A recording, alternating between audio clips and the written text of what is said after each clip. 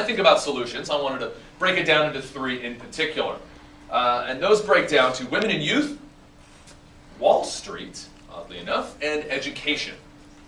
And I'm going to dive right into what I mean by that. So, women and youth, the first pillar of this discussion. Let's remember, let's think back a little bit. In 0 AD, there were about 200 million people on this planet. Almost 2,000 years later, in 1900, we had 1.6 billion people on this planet. This year, we passed 7 billion people, and by the middle of this century, it's estimated by the United Nations we'll have anywhere between 9 and 9.5 billion people on this planet. So if you look at that curve, it should actually be like a bell curve. It's a pretty incredible increase in the last 100 years of population.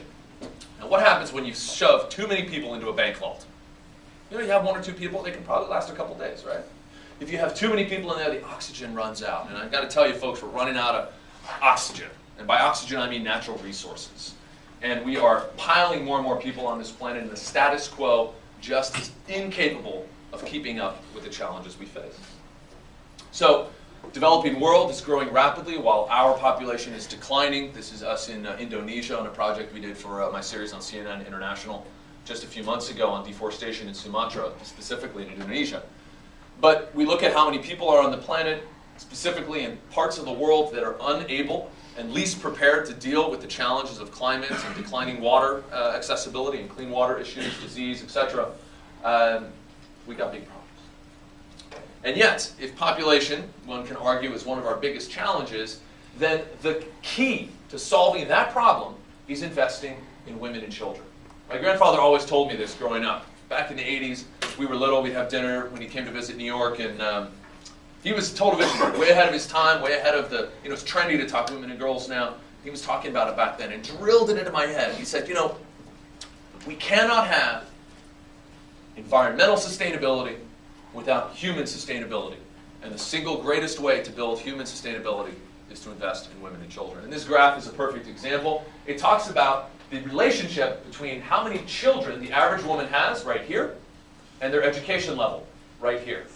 And you can see for yourselves, there's a pretty strong correlation that when you give women education, access to opportunity, knowledge, and family planning power, they choose to have fewer children.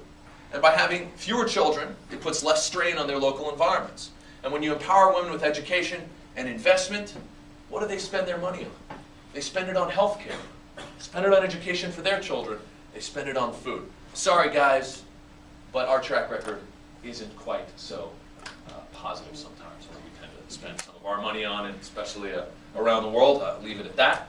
So the investment in women and children is an absolute critical investment and focus as we move forward to build that human sustainability and achieve environmental sustainability.